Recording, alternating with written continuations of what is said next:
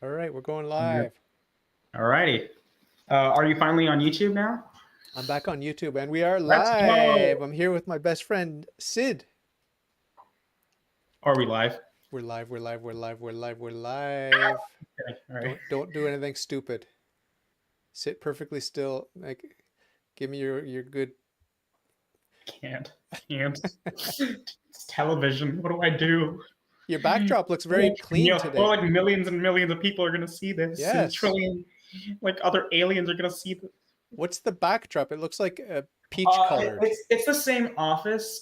It's the office that I recorded in earlier. It's just I just moved the desk to the side. Yeah, I I know. like it. It's a I like it. little. No, I like it. I like it. Yeah, I know. I don't like the blank backdrop, but I don't really use this office. It's my dad's office. I like it. I like the blankness of it. Yeah, it can be good. It definitely moving the desk has given me a lot more leg room, so that's good. That's always good. But yeah, Very I don't cool. know. How long has it been since we chatted? Let's see. August. Okay, So a few months. what is that? 5 months, something like that. And I think it was mid-August as well, just right before school. And so, how you been? And what's the big shocking news development? Oh yeah. I mean, I've been okay. I've been in the middle of applications and stuff, and I'm just trying to just trying to milk as much of this vacation as I can. Um, Before but the it's a real whole. work starts. What are you drinking? It's gin and tonic with Oh, with okay, interesting. Yeah, strawberries in it. that's why I looked red. I was very curious. I'm not a big drinker, but I have this bottle of gin. I'm trying to get through it. It's been like sitting there for 2 years. I'm trying to like drink my way through Jeez. it. hmm So Yeah, it's like this the is one alcohol. it's the It's one like that. alcohol I have. I don't really do alcohol, but I started hmm drinking tonic water, and I hmm thought, hey, I could drink gin now because I have tonic. Yeah, And it's a so I put common drink. Yeah. gin in the tonic, and it's a summertime drink, and I'm drinking it Uh-huh. with strawberries. But I'm dreaming That about makes the summertime. I'm dreaming about the summertime. Summer is coming. Summer is coming. yeah, it is. It'll be 5 months or something, You but get time off for for summer? what's up? You get time off from school in the I summer? do. Yeah. College works like based on semesters, so you just sign up for each semester, and any time that you don't sign up for classes is vacation. So, um, but overall, What about the yeah, faith journey stuff? Come on, let's get down to the it. faith journey. Okay, The uh, smackdown. Let's do this. 2022 has been a really really crazy year. We've seen my uh, mild deconversion and then reconversion, and Oh. you know, intrigue. Intriguingness with Catholicism, almost converting to Catholicism, and Oh. then Close enough. um, deconverting Oh. to agnosticism. So Oh. I know it was so close. It was Oh. like right off the tip of my tongue. Oh, you came so close. What happened? What was this is going to take an hour to go through, but Yeah. just what's your thinking process? What's your thought process? Make your best case. Maybe we can both be agnostic together. Mhm. I will convert you to the dark side, my friend. Don't worry. Soon enough, your wife will be able to empathize with Will my you. backdrop disappear? It's just going to be like a, It's a just pastel so peach blank. colored wall. Like if should you like lose faith, I'm just gonna miss that backdrop of all the freaking just like a little shrine with Yeah, that's where I pray on my mother. kneeler there. That's my kneeler. Got a big bottle of holy water in that Mhm. shrine there. Yeah. You also have, is that a mirror with like a reflecting a cross at the back? No, that's a fancy it's a fancy thing I built. It's like a little alcove. So it's recessed into the wall, and Mm-hmm. it's a lighted cabinet. So I have cut a cross shape hole, and I have the cross sitting on top of a cross shaped hole, but there's light coming through because I made the hole bigger than the cross so that there would be light going through it. Hmm. So it's pretty fancy stuff. That's kind of cool. Has Yeah, it always been there? I don't know. if you convert to Catholicism, then you can have one of those too. Okay, All do right, it. bet. Let's do this. Do Let's it. go to my nearest RCIA. Sign up now. Yes, let's do this. So, my son, welcome to the church. Why did you decide to Oh, join? are you trying to? Did you just turn into? No, I'm just pretending to be your RCIA priest, and he's asking you why you Oh, joined, okay. and the answer is Because because you almost sounded a little bit like Mike Schmitz or Father Mike Schmitz. Like no, but almost. the answer you give to the RCIA priest is, well, I Yeah. joined because I want one of those fancy lighted cross alcove prayer shrine thingies. Mhm. That's why. Am I going to hell? Are you No. serious? Okay. It's like, Father, where's your cassock? Where's your? What are you wearing? Why is it What's green? under your cassock? No, just kidding. I shouldn't joke. I shouldn't Okay. joke. Yeah, that's fine. I Not shouldn't about joke. Catholicism, It's you serious. evil This is man. serious stuff. We have to get very serious and talk about God and why you don't believe Right. in God. Why did you reject God? He's so nice and he's so kind to you. Like, Yeah, what? he's just the sweetest guy. I mean, well, the whole thing. I mean, in a nutshell, I could not really see the sweetness. Oh, Yeah.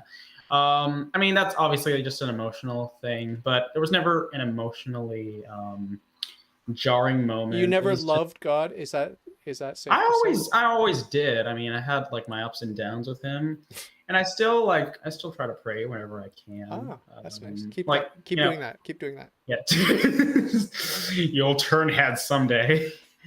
Um, but yeah, so basically, it probably help if I summarized my beliefs in just a few There sentences. you go.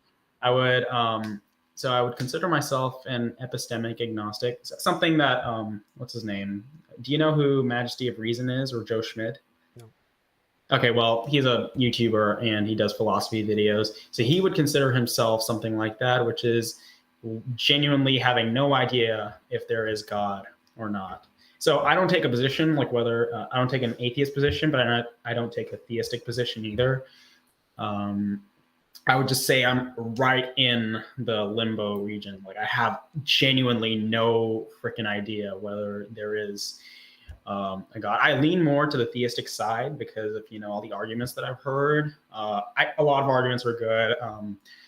Just the origin of the universe, consciousness, blah blah blah. There's a lot of damning good arguments and what you can say is evidence, but then there's a lot of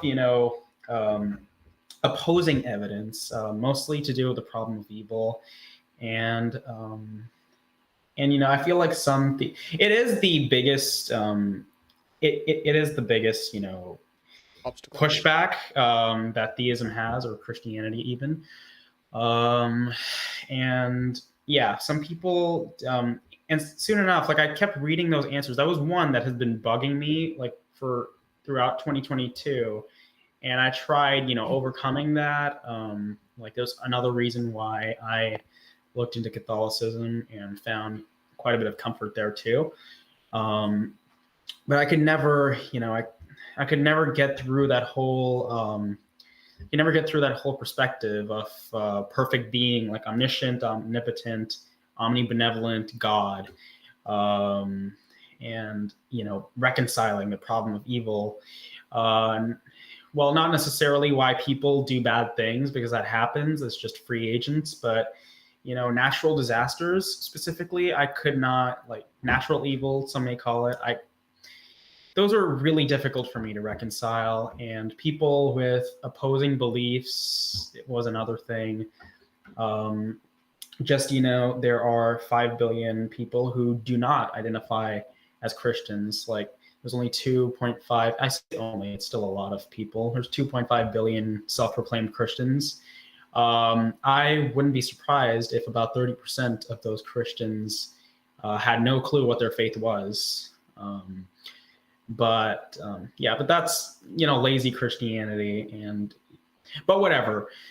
So I don't know. We see Christianity as this all-encompassing faith, and though it is the most dominant, they say that Islam is going to overtake that in 20 years, I believe, as the most dominant, as the most predominant religion. And it's not because of conversion. Like they say, it's mostly projected to birth rates, but regardless, it is still a lot more people than Christianity. So I started seeing trouble with, where, as Christianity becomes lazier and more, laissez-faire, or, I don't want to do anything. People are free to believe what they want. Um, you see a rise in other religions. Other things start to make sense to people. So yeah, so it was a number of those reasons, and those are the primary reasons why I thought there are major pushbacks, and I couldn't reconcile the Catholic faith or even just theistic faith. So I made a very difficult decision. It was one like I said, I've been fighting for like a year. And then as I started to think about it around mid-November, I believe, yeah, I just got to the place where I was like one who was, and I was that type of person who would pray the rosary every day in his car, and, attend mass daily every Sunday. Would never miss it, not for anything. If I missed the morning service, I'd go to the evenings. And yeah, I just, How long were you going to mass? about 4 months, 3 months, 3.5 months, maybe. Yeah. Cool. Yeah. So All I think those graces revive, by the way. All of those graces that you lost will revive when you come back. I hope so. There's nothing lost. There's nothing lost. Because I would also call myself a non-resistant non-believer. Like I have no opposition. Antagonism. Yeah, no. I have no antagonism, no opposition to Christianity. I would love to, I would love to. What's the word? Just.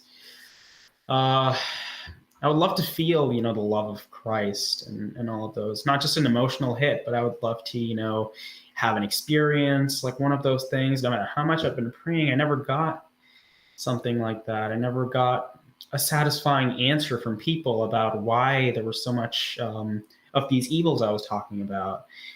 And I can give you a very satisfying answer about the problem of evil. Okay. Sin. It's sin. It's you've heard it a million times, but I'm just going to tell you again.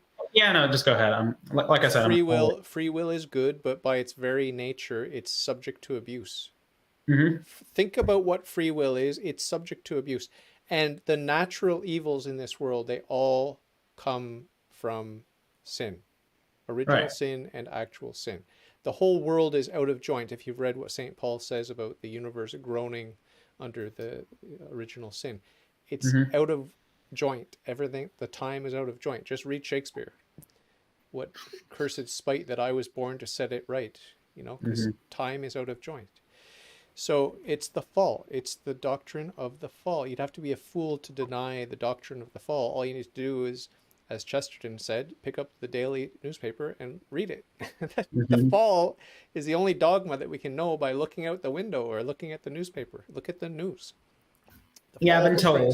I've been told by Christians and theists alike that you cannot, you cannot talk about the problem of evil without considering Christianity and all of that. And I kind of see that, but I also see it as a bit of an escape from the actual issue.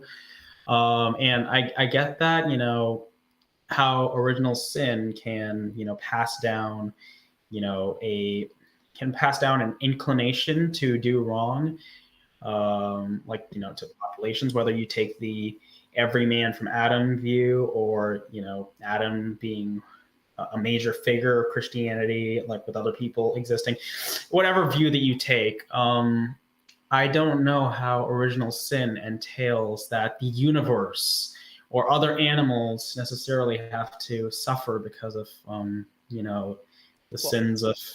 The traditional Christian teaching is that the animals in paradise were vegetarian. It's only after the flood that God said that we're going to eat meat. I knew that was like that. I knew that was as a younger creationist, that was something I used to believe. But, after hearing other views, like, where people, because there's a lot of focus. Some people put a lot of focus where, forget which verse it is, but it's in Genesis 1, where God says, tells man to subdue and have dominion over all the animals. And the words, or the Hebrew words that are used there, have more to do with like, especially in other contexts that they've been used predominantly for war or violence, or so it's not necessarily a nice word. Like, have dominion doesn't mean just being an authoritative head. It means literally like tear them apart or something. Yeah. Oppress them. Bite their heads. Go for the jugular. But yeah. So I understand, your answer, and again, I've heard it. I was talking to like somebody on YouTube about, like, on the comments section, of course, about the issue, and they gave me a roughly similar answer about how original sin put it all out of whack.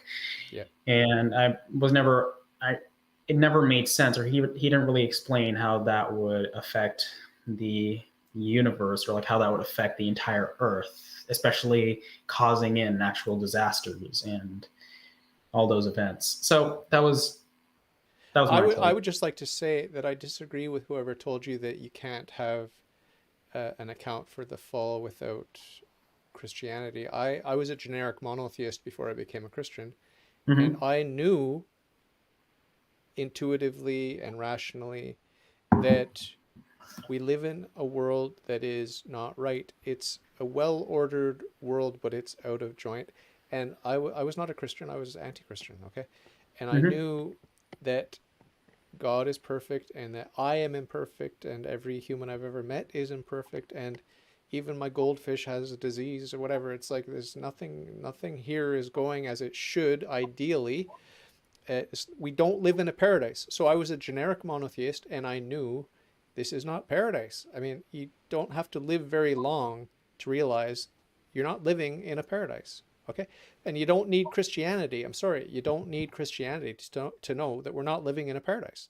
And you don't need Christianity to know that God is good, and being with God and being like God, or being God, is very, very good. It's infinitely good. That God is infinitely good. And so this non-paradise that we inhabit, it's sometimes described as a hell. There are hellish aspects to this life. I could complain to you about all kinds of things that I find hellish, and different nightmare situations that I've been in, which pale in comparison to people that have real problems, right? Like, I'm spoiled. I live in the first world. I've got indoor plumbing. I've got everything that most people have never had since the fall. I've got it all, So, but even I can complain. So, and it's the same for King Solomon. Read Ecclesiastes and read the complaints of King Solomon. He had all the women, he had all the wine, he had all the travel, he had all the gold, he had all the silver. And silver was nothing to him because he had so much gold. But yeah, he experienced a lot more than I have. I've been with 4 women in my life. He was married to and had as concubines 1,000 women. 1,000 women. So a lot of notches in his bedpost there, but still he wasn't happy. He wasn't happy because he realized that without God, without true worship of God, it's all vain. It's vanity, vanity of vanities. So I don't think you need Christianity to realize what King Solomon realized. What say you? Are you Googling your answer? Well, no, I was trying to Google something. My answer is... What does he say about this? God's not real demonstrated. Yeah, I hear you. Were you even listening, or were you like texting? No, I was texting. Texting Bertha, arranging your date. Arranging my date with Bertha. Well, should Bertha come out of hiding? Have you met any Berthas in the past, since we've talked the past 5 months? I met a potential Bertha, but she broke off like an iceberg and flew away. Oh, proof there is no God. Okay, now I understand. I understand. Yeah. My prophecy failed. I'm a false prophet. Okay. That was after I became agnostic. Oh, that's So why. It's a what am I? punishment from God, a punishment. So what am I like less attractive Proof now that that I? God exists. You're actually you're more attractive than ever. I don't know what it is. You look good. Is it the sweater? I feel like it's the sweater. It's the sweater, it's the hair, it's Yeah, I think the so. everything. It I, looks good. yeah, I know. It's because I've never worn a sweater like on one of your live streams. So like, I don't know. I saw this. I came across a sweater on Black Friday, What and I does was it like, say? wow. It just says California Dreaming, Okay. and I know a lot of people who wear shirts that have nothing to do with. I know several people who wear Harvard or Stanford, what's the word, merchandise, but they Yeah. don't attend it. Like they have nothing to do. They're freaking high school Right. dropouts. So. Um, Right. yeah, But what is California Dreaming? Is that something a I college or have something? no clue. I was just at Macy's and I was partially drunk. I'm just kidding. It's just in Macy's and it was on the clearance and I was like, I had to get it. Cool. But I just like the color It's your and color, man. You found your color, yeah. yeah, I finally did. I feel, I don't know, like it's weird. I never thought, but anyways, Anyway, so the as girl ditched you. yeah, well, that's kind of ditched, Or but mutual or... well, more ditching, more ditchy, if that makes sense. You're the But ditchy, okay. yeah. But I Plenty don't of know. fish in the sea, plenty of fish in the sea. Plenty of fish. Why do people keep giving me that answer? And How is it she had comforting? the wrong name anyway, don't worry about it. Just like just imagine like just going to freaking Tinder or some I don't know. Online dating. There's some online dating and like Must make be sure named. like it's like I don't care how she looks, make sure her name is Bertha. I actually saw a video of a YouTuber who's like reacting to the ugliest names. Bertha was on top. Oh, I'm so sorry. That was Yeah, coincidence. yeah, that coincidence. Yeah, or maybe it's God Well, saying don't. Maybe it's God saying make beauty arise from disgusting I'm names. gonna rename your future wife. I'm gonna rename her Rebecca. Okay? Rebecca's fine. See, That's look, beautiful. Rebecca. That's That's beautiful. a beautiful I'm name as giving you the well. best name. Yeah. Rachel, Rebecca, I know, no. Sarah. I love those names. Yeah, Sarah's overdone, overused. Overuse. Okay. Rachel too. Okay. Rebecca Um, it is. yeah. But yeah, I hear you, and I guess I don't really have. I mean, I have heard it. I've not really heard anyone say I disagree with the you can't answer or like you can't account for it. Obviously, they don't mean like a hard account, but it's a little difficult too without Christianity. As in, and they refer mostly to the rewards you reap after once you die. Well, how should I put this? The offense against God was infinite, so we need a God man to redeem us. So that's why Christianity Mm-hmm. is necessary, right? That's one reason. Mm-hmm. Because if we offend God, who has infinite dignity, that offense is infinite, and how are we going to repair that? We can't. Only God can do it, and only a man can do it. So therefore, only a God man can do it. Now, I'm Mm-hmm. not saying that this is going to convince you to become a Christian. I'm No, just saying that this no, is my I know. understanding, and I accept that, Yeah, and it seems reasonable. And it's like it's not the reason why I'm Christian, but it's yeah, just one of yeah. No, I many, get that. many, many aspects of the faith that. Yeah, like the aspect of evil is the one that's hardest to really cover because that's not really one that you can. It's not really one that you can answer because there's a professional like a philosophical answer, and then there's the pastoral or emotional answer. Like there's an answer that you go to an apologist, and there's an answer that you go to your local church pastor for, should they help and not be one of the abusers. Ah. Yeah, but yeah, I guess there's no real rebuttal to that. Of course, I Well, would let me have to. ask you a question. Okay. In a hypothetical situation, a thought experiment, Okay. let's say someone you care about deeply is deeply upset because something tragic happened. For example, they lost a child to cancer. Okay, so Sure. this is one of the most tragic things you could probably think about. Mm-hmm. What would you say as an agnostic when this man or woman that lost the child, or both of them together as a couple, came to you and said, Sid, what is the meaning of this tragedy? And if there's no God, how can there be a meaning for this tragedy? Or is it all pointless and we're just evolved apes and it doesn't really mean anything? Like, what would you say to them? Wrong number. Sorry. um, I mean, to an agnostic, it wouldn't really make sense to like come to. But if it did, of course, in this hypothetical, you could find meaning. Like I don't. Some people usually choose to. I mean, this answer is more directed to a Christian such as yourself. But to me, I guess I see more of an arbitrary nature of events. Therefore, like I notice a more arbitrary nature. Theists and people like can see can refer to this as teleological, as in like there's a goal or like these are all means to an end eventually. 6 million Jews being killed will eventually, like there is some sort of a goal to this, or Yeah, the election of the artist formerly known as Kanye West. Yeah. Oh my gosh. Have you seen like his have you seen like how crazy he's become recently? No, Like he no, I thought he disappeared. What happened? Oh no, I mean like he shows up on like small podcasts, but like he's sort of adopted the views of Black Hebrew Israelites. Oh, no way. Oh, you knew who those are. I know those guys. Yeah, they're kind of wackadoo. Yeah, Have you had them on your channel? I would like to send them my way.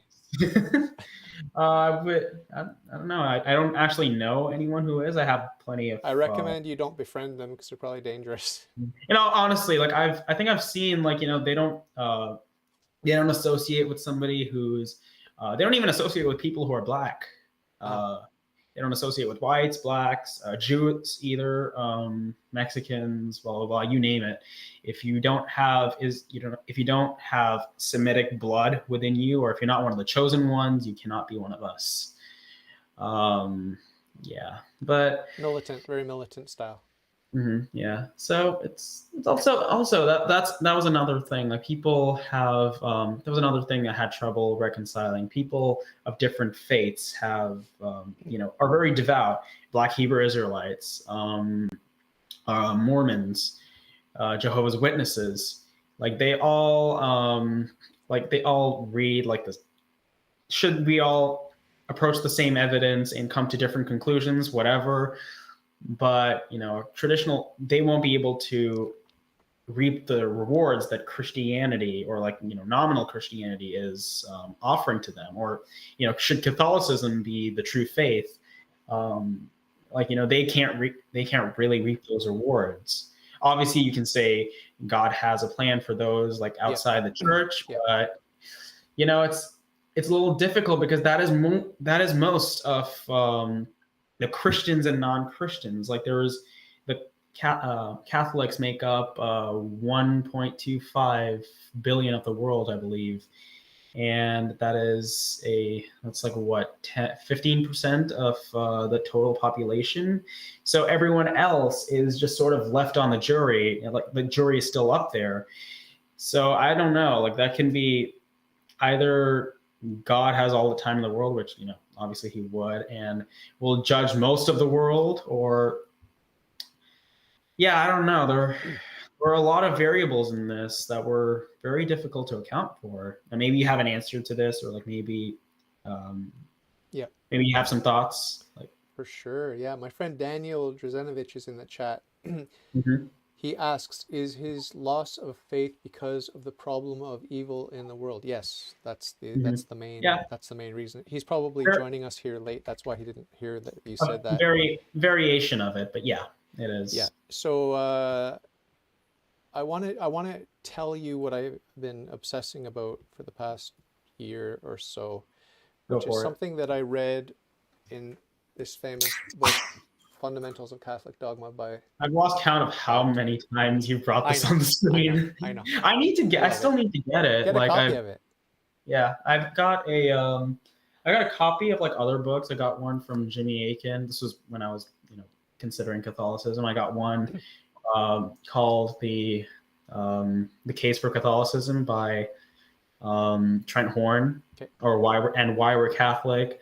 I read Rome Sweet Home by Scott Hahn. Ah, That one strengthened my Catholic inclinations. Like, I really, really loved that book. Very well written. Had both sides of the story. Like, with his, Scott, and like how they were, and Kimberly, how strong anti-Catholics they were, and their eventual conversion.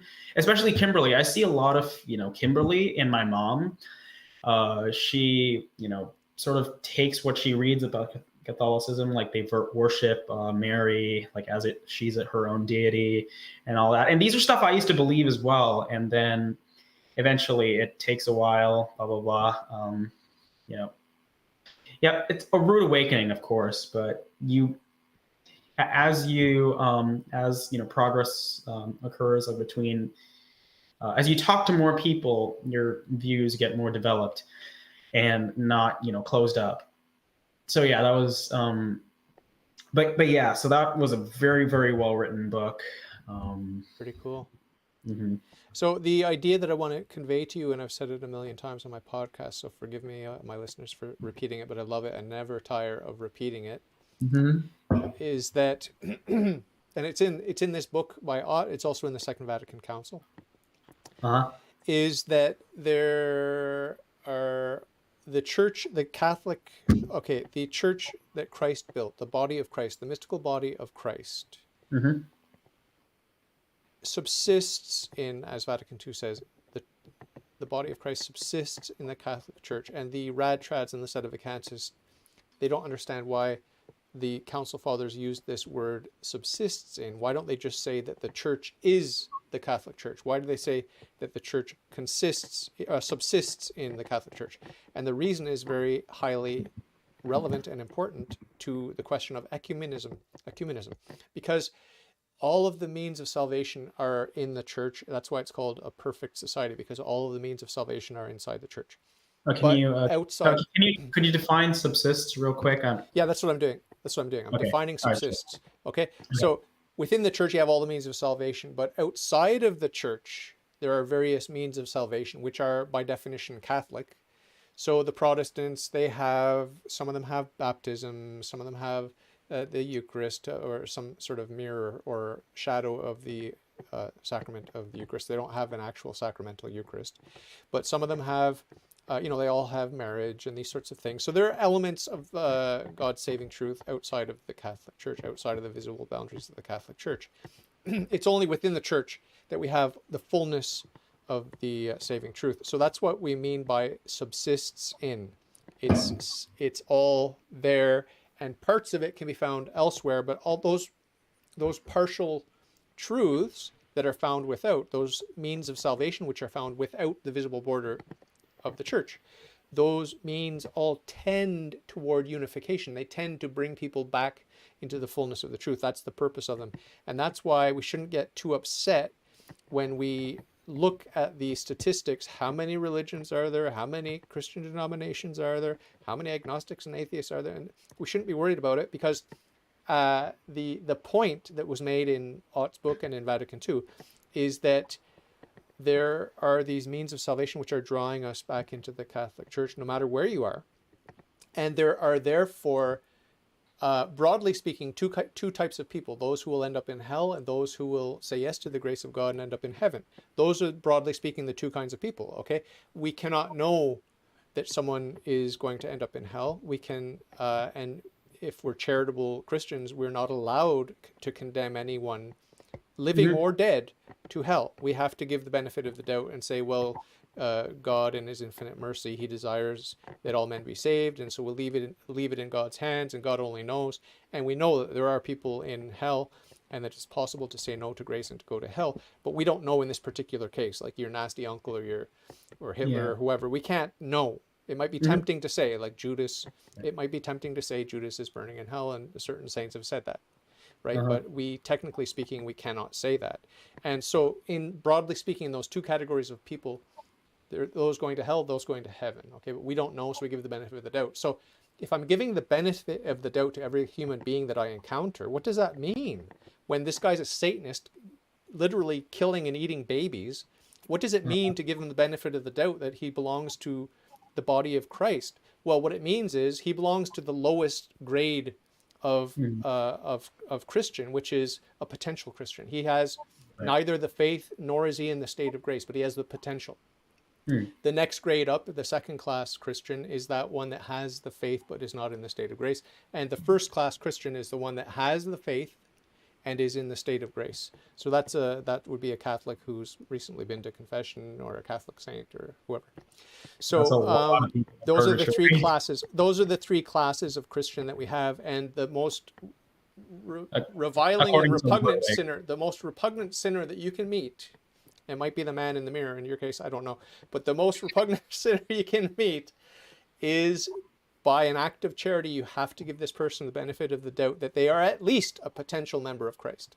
So that's the Catholic position. That's the beautiful position that Mother Church obliges each and every one of us to adopt when we're evaluating our fellow men, and also, ourselves, because we have to be charitable with ourselves. If you're not in the state of grace, you can go to confession, get in the state of grace. If you don't have the faith, you can study and learn and pray and talk to people and do your research, and you can get the faith. I didn't have the faith when I was an atheist, when I was an agnostic for 25 years as an adult, but I Right. love the truth. I pursued the truth, and because I sought the truth, I found the truth by the grace of God. Right. And end of TED Talk. The shortest TED Talk I've ever heard, but I love it. Yeah, that does make sense. I mean, it's Yes. well, it doesn't account for. Yes, another convert. Yes. Yes. Welcome home, brother. Welcome home, my son. Yeah, just I don't know, just the amount of just the amount of tweets I see about people who are like, welcome home and stuff.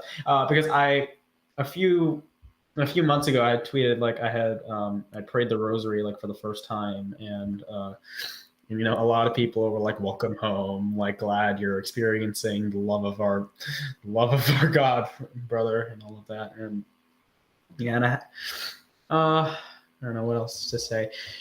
So with the issue of what you just said concerning it was good. That was all in Vatican II. Do I get a golf clap for that? I don't know what the golf clap is. I'm sorry. It's just a very light light clap. Oh, right. Oh, yeah. Okay. That's golf clapping. Have you never heard that? I've seen people do this. I just had no clue. It was like, I don't know. I just made it up, but it sounded appropriate. It's just a golf clap, and I get the golf clap for this, please. I had no idea. That's a bizarre sport. Yeah. But gosh, I'm trying to get all my words together. I'm sorry. Like, It's okay. live streams Did make you me prepare nervous. notes? I prepared. No, I did not. No, I have you- another. I have another tab Did here. you at least get yourself a nice purple sweater for the occasion, though?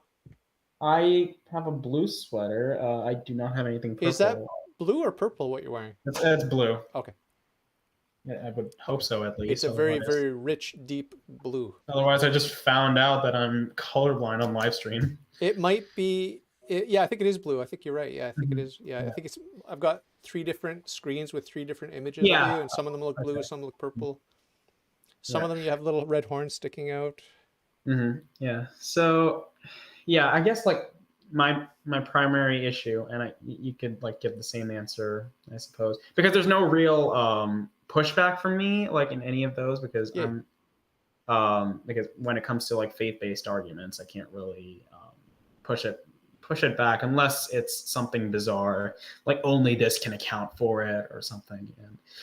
And but somebody taking a very devout 40-year-old Muslim family man who is praying to Allah right now, Same God, yeah, same does like pilgrimages to Mecca or something like it.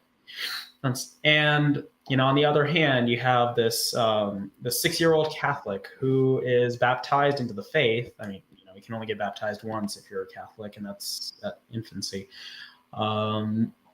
But he prays to God and he's devout and stuff, and he sort of has this closed up life. And they're both and they're both exposed to the same amount of evidence. Like can you blame the person? Like, basically, this child already has a leg in heaven. And when this person hears, like, the gospel, like, on the streets, or, if a priest, like, talks to him, high chances are that he's not going to he's not really going to take it seriously. Yeah. Can you blame him really for doing that? Especially if he's been born and raised in such a way. Like, can you blame 1.3 current Muslims who reject Christ, who who have no problem with their prophet being a pedophile? Like, can you really blame them for doing that? You're gonna get me killed. I guess I go straight to heaven though if a Muslim kills me for hosting a racist bigot, anti-Muslim bigot on my show. I'll go straight to heaven. Yeah. But yeah, no, I understand. I understand Aisha, or what was that? Was that the name of the child bride? Aisha and Muhammad, yep. Mm-hmm. And she was 6 when they were married, and consummated their marriage at 9. Allegedly. Allegedly, yep. Yeah, mm-hmm. Whatever. So yeah, there's one of my favorite verses in the Bible is in the Old Testament. It says, "Are you sure that it's my ways that are unfair? Are you sure it's not your ways that are unfair? You stupid sinner." Like, you know what I mean? This is what God says. This is what God says to the rebellious, stiff-necked Jews who are complaining, "Oh God, you do this and you don't do that, and da da da da. Your ways are not fair." Oh yeah, you might want to think about that. Like, okay, so you're a little creature, I'm the big God, and you're gonna blame me? Are you sure you want to do that? It's like, isn't that Job? sense. No, this is in one of the prophets. I can't remember which one. I'll look it up if you want. Probably Jeremiah. You just like threw in like a really colloquial modernized version of like. Of course, I love paraphrasing the scriptures. This is like the Catholic version of the Message, or like the Canadian Catholic version of the Message. No. The Catholics are the Catholics are generally like, "You stupid son of a bitch! Do you not know I am the omnipotent God?" I'm very sloppy. I own it. Mm-hmm. This is good. This is Ezekiel 18:25. Let me read you the good news here. Also, like, I guess on a personal note, even like your wife, she's not believing, is she? I don't know the current state of affairs, but anytime I've tried to ask her, she was not too keen on the idea of God. Mm-hmm. No, right?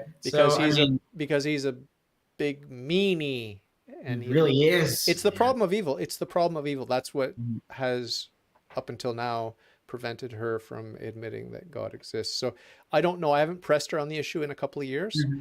Yeah, I know. And I try not to because it's ugly. But I'm just letting God do his thing with her, and I just try to stay out of the way, frankly, because I'm too close.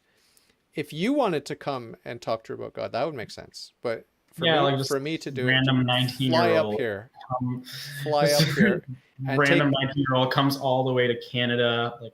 Just get off the airplane at the border, get the first dog sled that you can see, just grab it and go to the third igloo on the left. That's me. Lovely. Okay. And then we'll welcome you in for some seal blubber. There a former Satanist who used to live here, or who lives here. Who? Like you, I guess. It's like, is there a former Satanist, now crazy Catholic, who lives here? I'm looking for him. I have a bounty on his head. His wife's head, actually. And I want to convert his wife to God, but I'm agnostic. That makes sense. Well, I say God, humbug. Okay. So anyway, what was the point? Oh yeah, I wanted to read you what it says. It says, this is Ezekiel. Okay. He says, "But if a righteous man turns from his righteousness and practices iniquity, committing the same abominations as the wicked, will he live? None of the righteous acts he did will be remembered. Because of the unfaithfulness and sin he has committed, he will die. Yet you say, the way of the Lord is not just. Hear now, O house of Israel, is it my way that is unjust? Is it not your ways that are unjust? And then he goes on, pointing out the hypocrisy of these morons because they don't know the justice of God. They don't understand. But these are the chosen people. These are God's favorites, right? God loves the Jewish people, or he did back before the Messiah came. Right now, they're kind of they're on detention. Okay, they're, what do you call it? Quiet time. What do you call it when you send your kid to his room? It's like Timeout. yeah, they're on a timeout. So Like I couldn't know. I don't have any. you don't get any punishment. No, I was trying to imitate you. Like I don't know. I don't have any kids. But you are a kid. You have parents. Yeah, I mean, my parents always say like I'm their baby, but Oh, if I told them I was agnostic, they'll freak out. But oh, they don't know. no, not yet. I'll tell them eventually when I'm Tell going to them. college. Tell them when you convert back to Catholicism. When Tell them I I was convert back. agnostic. I was agnostic, but now I'm I all was better. this guy. I used to be addicted to porn at one point, and like all that. Don't tell everything. You don't have to tell all. No, everything. I have this like I have a little have this little 5-month-old kid. I love him very much. That's true? Like, I'm kidding. No, Oh. I don't. I'm just saying like while I'm there, I might as well like just throw in some extra stuff. Yeah, like, yeah. That's what you do. That's what a lot of people do in confession. They make up a whole bunch of really nasty stuff to hide the porn addiction. So they're like, I killed this old guy the other day, and then I did this and I did that. You're not supposed to do that. You're supposed to just simply tell the truth. Did you go to confession a couple times? I did not. I think I was supposed to be a confirmed Catholic, but before I went to confession, so I always thought that after RCIA, I would like attend confession for the first time, but but I wanted to do everything right, and to date, I've still never taken the communion. And obviously it's hard because that's the main reason for mass. Like the whole the mass in Latin, I believe, comes from, I forget what the word is, but it literally means to come partake or to. No, it's at the end when you go out on mission because you've been fed. Now go and feed the others. Oh, okay, that makes been more sent. sense. It's like you're being sent out into the world to be the salt of the earth, the light of the world, and the salt of the earth. So that's where it. That thingy, yeah. That's where that comes from. But no, I'm just joking around with you as I always do. But you're so young, so handsome. You're gonna get married. You're gonna have your family. But somewhere in between now and then, you'll figure it out. I'm pretty sure you'll figure it out. I'll be praying for you, and I'm sure you don't mind that. No, I don't. I say my prayers like occasionally. I forgot to add, like I though I'm agnostic, I have a Catholic orientation, so mostly like I'll still like practice. I'm a there's a subsection in there's a subsection in like philosophy called philosophy of, what's it called? Not applied ethics. It's something. But there's something called virtue ethics in philosophy, something proposed by Aristotle and other people. Eventually, I'm not really getting any names, but it's a version of his, you could say, Christian virtue ethics almost. But I like, a series of good things, like, like paying attention to like, your nutrition and, nourishing yourself. It'll lead to a state of complete happiness and flourishing, and you'll make the best decisions out of that. And I see Christianity and Catholicism as like the best, or like one of the best ideals for it, specifically the character of Jesus. I always tell people that whether you consider his character in the Bible as real or fictional, like you need to, this is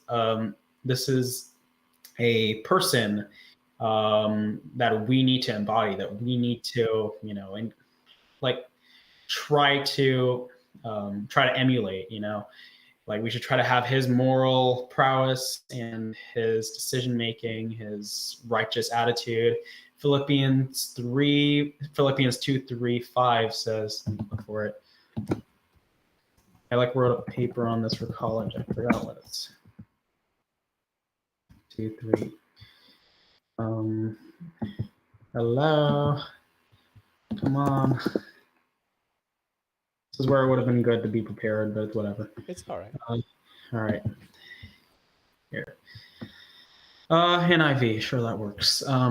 So do nothing out of selfish ambition or vain conceit. Rather, in humility, value others above yourselves, not looking to your own interests, but each of you to the interests of others. In your relationships with one another, have the same mindset as Christ Jesus.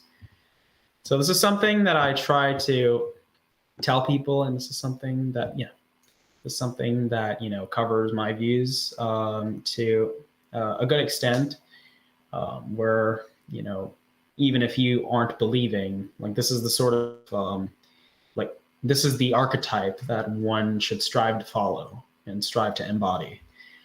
So yeah, it's like I find I read the Bible from time to time, like mostly to gather as much information, see if there's anything in Christianity still left for me, if that makes sense as well. Yeah, I appreciate your attitude towards the natural virtues. They're not enough to get you to heaven, but you have an agnosticism which is open. It's an openness to the divine. I just Right. want to read you something that I was looking up while you were speaking, and I was listening. It says here, I'm just going to read you a couple of little things here, okay? It says, the systems of agnosticism, skepticism, and Kantian criticism deny the certain knowability and the demonstrability of the existence of God, but can be associated with the belief in a divine being. They are based on the principle, we do not know and we shall not know, or in Latin, ignoramus et ignorabimus. Hard to say. Negative atheism is inculpable ignorance regarding the existence of God. Positive atheism, and they give the examples of materialism and pantheism, directly denies the existence of a supramundane personal divine being. And this was condemned by the Vatican Council. It goes on to talk about the knowledge of God, and that it can be gained from nature. An inculpable and invincible ignorance regarding the existence of God is not possible for a long time in a normal grown-up person, in view of the facility of the natural knowledge of God attested in Holy Writ and in tradition. So we can know God by the natural light of reason, and you can play around with your agnosticism. It's a negative form of atheism, which can be inculpable. You have, you're not condemned, you're not damned, and you are valuing the life and example of Jesus, and you have some questions, and you have questions about the problem of evil. And so this is why I'm not worried about your journey. It's an ongoing journey. And how old are you today? 20? 19, turned 20 in Are a you few only months. 19? Wow. I'm only 19, yeah. So my friend Daniel asks in the live chat, can there be a moral life without freedom in evil? Can there be a moral life without freedom in evil? I don't know. I don't quite understand the phrasing of that. Can there be a moral life without exactly. Freedom. Oh, I see. Okay. I see. I think I understand now. Can there be a moral life without freedom and evil? So freedom to, let me try breaking that apart. So freedom to, engage in evil and engage in evil acts. It's basically without freedom. So you don't have the choice to do evil. Is that what he's asking? Well, basically? there are many ways of parsing the question, and we can answer all of them. It's a good exercise. We could rephrase the question. Could there even be a moral evil without free will? And the answer is no. If you don't have free will, there's no possibility of sin, right? Another way of phrasing his question would be, can there be a moral life without freedom in evil? So that, I guess this is to say, if you are indulging in evil, I'm just stretching his question here a bit, but if you're living without God, you are a full-on Satanist, and you just embrace evil. You want to satisfy every illegal and immoral pleasure. You've abandoned the good. You've abandoned morality. Is there any freedom in that lifestyle? That's another angle we could take. I don't think that's what he meant, but we could take that extreme angle. Like Well, you read the yeah. life of Aleister Crowley. He was not happy. He is like the anti-Solomon. He went full on with a godless approach, indulgence. I mean, even Solomon himself, I think, lost his faith, which is tragic. If it's true, I hope it's not true. No, he kept his faith even after. That's where you get Ecclesiastes and Song of Okay. Solomon from. So yeah, he had left his faith. He had his ups and downs with it, especially with the. That's why that's where he had his wives. He was punished with Was that an not. up or a down? Just No, kidding. as in they were all they were all disbelieving, or they believed in their own pagan idols, and the punishment was that he would not be king over all 12 tribes. He would only be something like They that. lost the unity. They lost the unity Yeah, of precisely. That yeah. was primarily the case. And his son died, right? Did Uh, his son die, or that no, David's son? that was David's son David. died. That was David's son David. died. Yeah. Yeah, his Solomon's brother died. Absalom. No, well, David had a lot of sons, but he had one through Bathsheba, and Bathsheba's first Solomon was son through died. Bathsheba. Oh, okay. Solomon was through Bathsheba. Oh, the He child came that after. died at childbirth, kind of thing. Yeah. Mm-hmm. The one he mourned, and then he stopped crying once the child was dead. Yeah. But there was the one who Um, died with his hair caught in the limb of a tree. Remember that? the hair caught in the tree. Is that what you Yeah, said? like I think it was his son Absalom was trying to take over David's kingdom, and his long locks of hair got caught in a tree as he was riding his horse, and he No, was. I think Do you he remember was that story? person. Yeah, no, I think he was just killed by his. I think he was just He was killed mourned. by David's man, but maybe not. I don't know. It wasn't. I don't think it had anything to do with a horse. Maybe it does. I don't know. I'll have to reread that. But I can Google it now. yeah, I don't think that had anything to do with David's sons, or it could again. I know there were. Okay, so Absalom ran into David's men, but was out in front of them riding his mule. When the mule ran under the branches of a huge oak tree, Absalom's head was caught in the oak, and he was left dangling Okay. between heaven and earth. Okay, I stand corrected then. Okay, wow, you know more than I do, and you had a late start. Okay. He's my namesake, David. I have a question actually for you. Okay, so to answer the earlier question for can you have a moral life without freedom and evil? A moral life is something that can involve free agents or just not. There would be an only moral life if there was no evil. So Like I in guess heaven. In heaven, you would say it's a moral life that the saints are living yeah, in heaven? yeah, I would say so. People don't have. I guess they have access to evil, but they don't have Temptation. the temptation. What's the word? I've lost the word. I had it on the tip of my tongue. Yeah, desire. Yeah, desire. You could. Yeah, that would probably be better. Appetite. Appetite for evil. Now. This heaven's boring. I want to do some evil. I want this. I want. Where's the weeping and gnashing of teeth? I want to be God. You step down from your throne. I'm going to be God. I don't think that ever happens in heaven. No. Yeah. So the whole point of heaven is that there's no there's no evil there because people don't have the desire to commit evil because according to the Catholic faith they've gone through confirmation, absolution, redemption, all the jazz. Well, the problem of evil is that evil has no substance, so we always choose goods. We choose lower goods because they're more convenient, they're more at hand, they're more available, they're right in front of us. Like there's this prostitute right in front of me, spreading her legs and welcoming me in.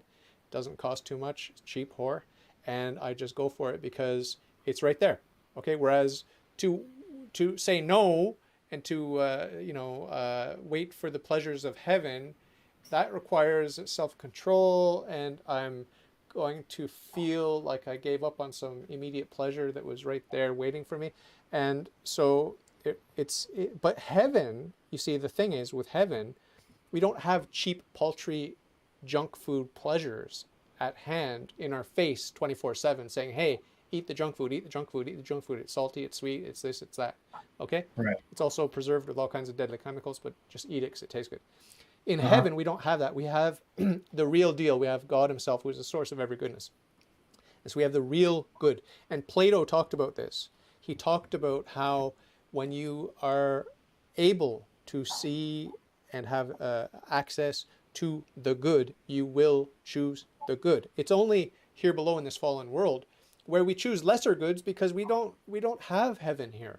We don't have it, so we choose lesser goods, and we say, sorry God, I'm going to just indulge a little bit, hope you forgive me, and I'm going to confession, but I'm just going to indulge a little bit because I'm not in heaven, and heaven's, I don't know how many years away when I die, and hopefully I'll go there. But in heaven, you've got the highest good. You've got it, and you will not think about a chocolate bar or a bag of chips or much less the whore, right? Aw, okay.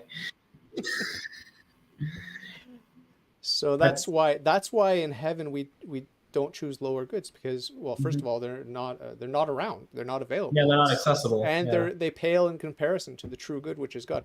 So if you read Plato, you'll understand also about that, and the Mhm. Neoplatonists, they'll talk about this. Yeah, no, I know. It's like to do with pleasure. Old friend that I texted him 2 weeks ago, and he read it immediately but didn't reply, and now he chooses to. People are It's okay. so You can freaking text weird. him. You can text him. I'll text him later. He Okay. doesn't deserve it, right? He doesn't deserve me right now. Oh. Uh, don't look into anything. We're just friends. Uh, all right, I need to ask you this actually. So, I mean, to answer, what's your friend's name? Rick? No, Daniel. Why did I say Rick? I I was put off like because your last name is because it says your last name is Ross, and Ross sounds like Rick in some There's world. there's a guy named Rick Ross actually. Yeah, I know.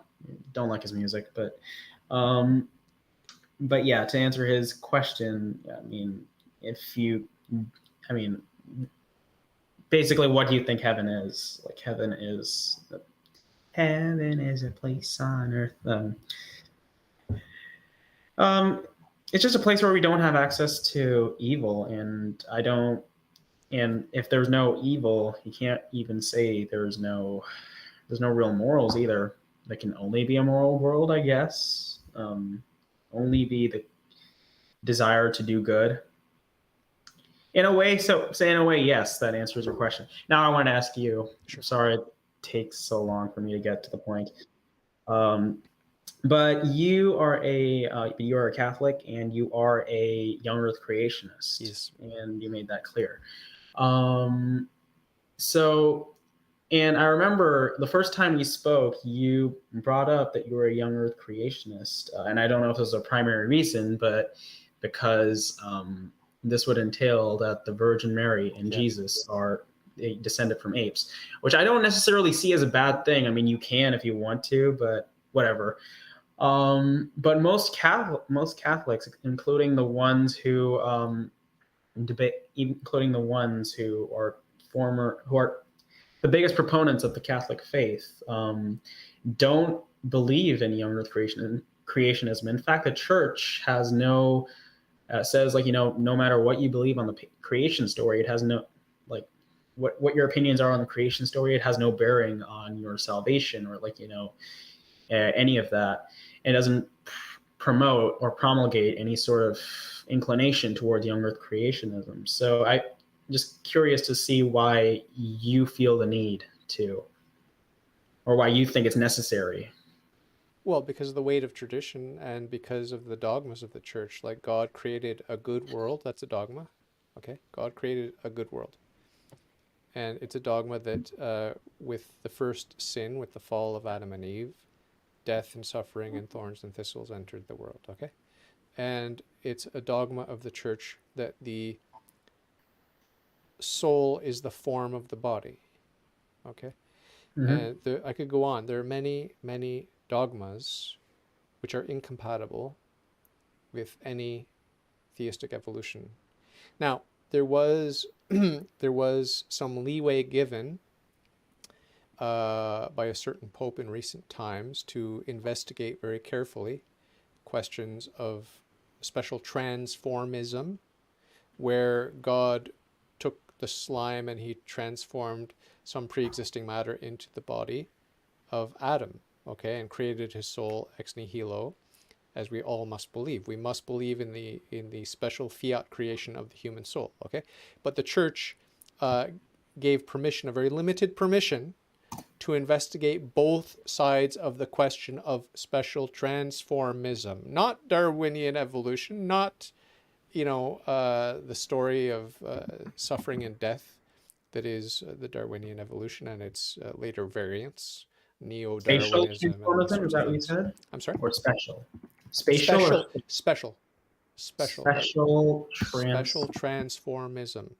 Look up Humani Generis or whatever it was, that encyclical that's... special trait, a point of harmonization where evolved near human animals were given souls by God and became fully human. This is special transformism. Okay. Yeah, this is a thought that, I was having about consciousness, where you can reconcile theism or Christianity with evolution, where where animals are nearly human and they're given souls by God. Where souls still can be created. You just need to have the right cognitive capacity to be given it, if that makes sense. So God picks the time to give people souls, and that could happen at some eventual point of evolution in this case, which I personally, I don't really see a problem with it. Even when I was a theist, I didn't really see an issue with this line of reasoning. So it was Pope Pius XII in Humani Generis. Wasn't he one of the controversial figures? Well, I mean, to some, yeah, of course. But he was. The record is very clear that with respect to the Jews, he was a hero of the Jews, and he converted the head rabbi of Rome at the time, I believe. Oh, okay. He's a hero of the Jews, and he's received many honors from the Jews, and the recognition is there for people that want to see it. But those who want to malign the church will say anything. They'll turn anything into a black legend. But sure. So this is an abuse of Humani Generis by those who would push some sort of theistic evolution on the hapless fools who are lapping it up because they don't want to look like idiots in polite society. They don't want to look like a bunch of backwards science deniers, right? I don't have that problem because I don't care what anyone thinks of me, of my intelligence, or my standing in society. I have no standing in society, right? I'm like Diogenes and the pre-Socratic philosophers. It's like, just step out of my sunshine and you'll be doing all right. Mm-hmm. So, yes. Yeah, and I do get that, but it shouldn't be an issue for you, though. I mean, if you want to be a Catholic that believes in theistic evolution, it won't bother me. Mm-hmm. Won't bother me. I mean, as far as I know, most Catholics are theistic evolutionists. I'm not losing any sleep over it. Mm-hmm. Yeah. No, I mean, but they don't really see. I mean, even if they're pretty devout Catholic, they don't really see an issue with it. They're not. It's not important to them. It's just not important to them, right? And it wasn't terribly important to me until I realized that it conflicted with the dogma of the Immaculate Conception. That's what tipped me off. It's like, it doesn't necessarily have to. I mean, how do you see? Okay, how do you see it conflicting with that dogma? If Adam and Eve were conceived in the womb of some beast or some animal, whatever it was, sure, they were necessarily conceived immaculately, and the dogma says she is the one and only Immaculate Conception, because they didn't sin in the womb. They didn't sin before they came into the womb. They sinned after they came out of the womb, if they were ever in a womb, which I don't think they were. Well, they could have just primarily just been. Well, sin doesn't necessarily have. Well, sin didn't. As Romans 5:12 said, sin didn't, or 5:13, sin is not counted where there is no law. And at the time of whether you say creation or whether you say, the start of humans, I guess. This is the argument that, by the way, that Michael Jones used on me. Mm-hmm. And you can go and listen to that interview if you want. But I Yeah, I haven't seen firmly the. disagree. I firmly disagree with that, because it also says in Scripture that the law of God is written in every heart. Okay, so I mean, the law of God was written in the hearts of Adam and Eve, and they transgressed the law in their heart primarily, and secondarily, the law that was spoken, don't eat of the fruit of this particular tree. Okay, so we have to keep things in their proper order. It's the law of the heart that they violated first and foremost. And the explicit law is there, but it's secondary to the implicit law of the law that's written in their hearts. Yeah, I mean, they say And the you work read the of the law. church fathers, you'll hear the same thing. Yeah, I mean, like you see the work of the law, but even somebody who's like raised Christian doesn't necessarily practice what the law really, what the law is. Of course. So, of course. yeah, let me go to the, let me bring up a Bible. I need to stop deleting the, I'll just search it up. Hold on. Romans 5. My opinion is. Please stop it. Okay. So what do your friends think about you? Like this Bible quoting, Jesus loving agnostic. What do they think about you? They don't. Some of them find it a little to be a weird meal combo, but Happy Meal. Yeah, but they don't really. A lot of people don't really care. Again, that's an issue with a lot Sid, of. did you hear about Sid? Yeah, I don't care. Yeah, no, nobody really cares. Nobody really. But did you see the sweater that he got? Yeah, it was cool, man. Yeah, yeah, I know. Like, I had more people comment on my attire than I have on my beliefs. More Christians, should I say? Actually, I've had more people I've had more non-theists ask me about why I chose to leave Christianity than I've had Christians, which is weird, but whatever. So they love you. They want to save you. Even though they don't believe there's anything to save. Therefore, just a sin entered the world through one man, and death through sin. And this way death came to all people, because all sinned. To be sure, sin was in the world before the law was given, but sin is not charged against anyone's account where there is no law. Nevertheless. So you admit then that sin was in the world even before the law? Yeah. But sin is not really charged where there is no, sin is not really charged where there is no law. So there was no charge. But I would agree. Yeah, but I would agree with your and even Michael Jones would agree, of course, with the laws written in our hearts. Did you actually bring that up to him? Yeah. When he brought that up, and what did he say? If you recall. I don't know. That guy annoys me. I just have bad chemistry with that guy. Ooh, really? Yeah, he's one of the few. I remember.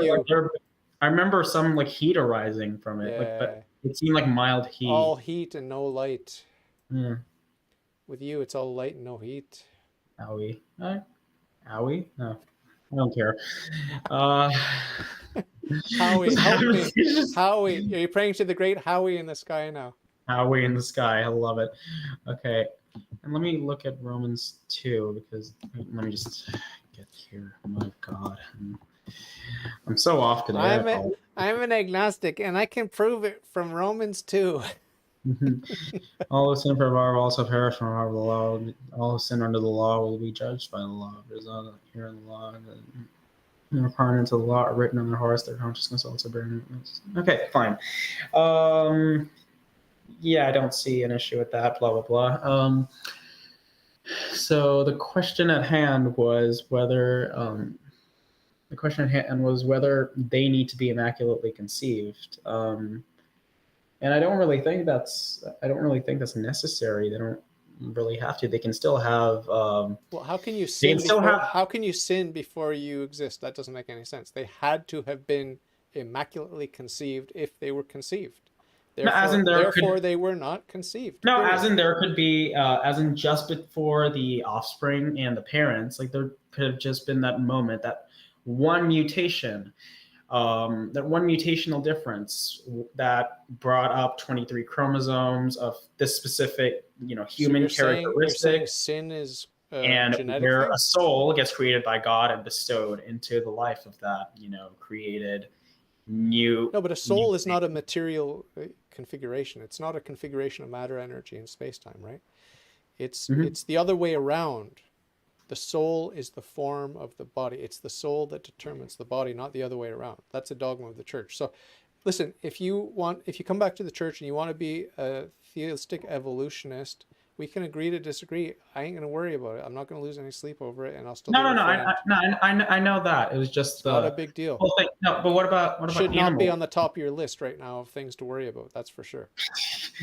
No, but what about animals? Do they have souls, They have even souls though? which are not rational and which are not endowed with free will. So they do So what? not merit heaven or hell. So what about? They can all be in heaven with us.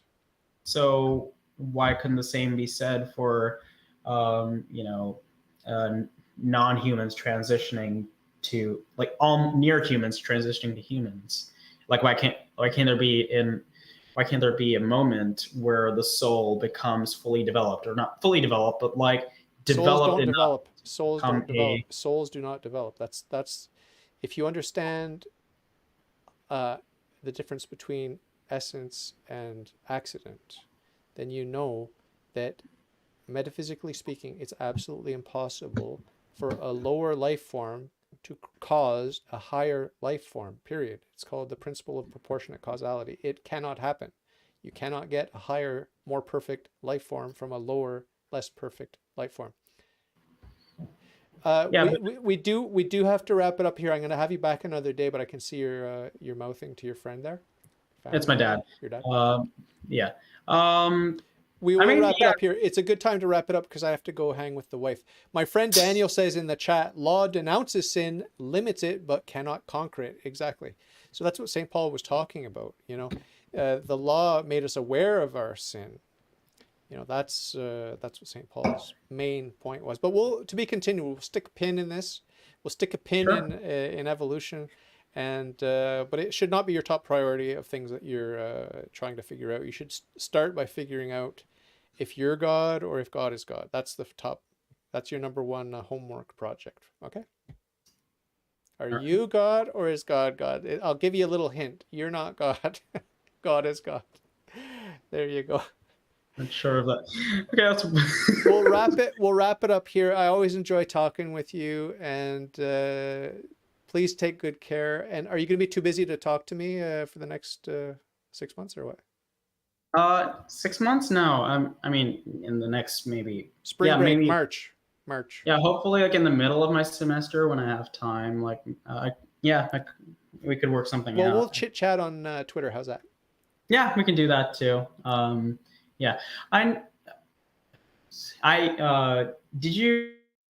I've never told anyone this actually, but I met Matt Dillahunty the other day. No way. Yeah. Oh, how's he doing? He's doing okay. He's a little. Is he healthy? He's no. He's about the same actually as I've seen on screen. So, do you know who Modern Day Debate is? Like, have you seen that channel? Maybe. Okay, well, Not too so familiar. it's just it's a guy who does debate platforms, and he's had Dillahunty on his. So they had a conference in Plano actually, and the place where they were having it was literally 3 minutes away from my workplace. So, Ah, and I thought that was like really serendipitous. So I had to go yeah. and Hey. like see what was up, and it was the base. So they covered questions about politics, and it was mostly to do with theism and Islam, and or not atheism versus Islam. So I saw people like Daniel Hakikachu, Aaron Ra. Oh, no way. Um, You got to meet him? I got to meet him. Yeah, No way. he's a very strange character. I He's know. weirder in real life as well. Yeah. Is he Um, tall? He's very tall. he's pretty tall. Yeah. But yeah, and I even like asked him a Did you get question. bad vibes from him? What's up? Did you get bad vibes from him? I did like partially, but that's just because like that's his character. That's What just the way about he is. Matt? Matt was pretty fun. I enjoyed his Yeah. Did you like meet his boyfriend? Uh, he doesn't have a boyfriend. No. No, he's he has a girlfriend, I believe. But like I he's not. thought that he was with a trans guy to girl trans. I have no clue. Maybe that might be true. I You honestly have didn't no. grab. You didn't take a grab to No, see. I did not. I missed that. I missed Physical that list. verification check. I missed that. I missed that course in high school about like how to differentiate, Verify someone's how to distinguish someone's sex. gender. I took a picture with Matt Dillahunty, and he's one of those people who's not really touchy. So I couldn't I couldn't hold him. I was just so I was like, he's like, don't touch Standing me. beside him. Yeah. Weird brown boy. Wait. Send me the photo, man. Mm-hmm. Yeah, I'll do that. And send me the photo with. Did you get a pic with Aaron Ra? I did not. No, he's my favorite. I did get like sort of bad vibes from him, and I didn't really. Yeah, but it's whatever. Because you don't worship Satan yet. Yet. But yeah, that was so. It was a lot of fun, like seeing that. So I got to see different arguments, different sides of the story. I asked a question to Aaron, and he sort of gave me a recycled atheist answer, and I didn't really find it he didn't answer my question whatsoever. He kept talking about how the bar, how there has to be evidence for the belief and blah blah blah. He makes similar arguments for Christianity that he does about Islam. Yeah. And then I finally asked, I was like, I'm neither Muslim nor atheist, so I don't know why I'm here. And I was like, what is the epistemic bar? As in, where can we, at what stage do we call this, evidence or not evidence? And, he was just kind of like, it's just got to be, it just needs to, you just need to show me evidence. So if anything, he didn't really answer any part of the question that I asked, but it's okay. Maybe he didn't hear it, or maybe he just did his classic dodge, but okay. They don't have a leg to stand on. It's just a bunch of BS all the way down. Okay, I need it. Okay, I'm going to wrap up with this last statement. Okay. We're humans with the blood of a million savage years on our hands. But we can stop it. We can admit that we're killers, but we're not going to kill today. That's all it takes, knowing that we're not going to kill today. Captain James T. Kirk. I was going to guess. Did I get that close? I don't know. No, you got it. You got it, because I was thinking, is this Captain James T. Kirk? I was honest to God. I was thinking that's who it was, because not only the content, I'm familiar with the content. I grew up on that. Okay, I grew up on that. I love that. But also, you did punch with your emphasis, your emotional delivery. Yeah, and that helped. That did help. Yeah. Right. Yeah, because I'd seen a little, just a few morsels of videos or episodes, and I tried to get his pauses just perfectly, but I wasn't sure if I got William Shatner spot on. Okay. Oh no, it wasn't spot on, but it was you were. Because in the last live stream that we did, you told me to try to do William Shatner, and I never did. So. Thank you very much. I remembered. I am a man of my word. Thank you very much. Next time, your homework project for next time, I want you to do your best Aaron Ra imitation. Okay, well that's for next time. Okay.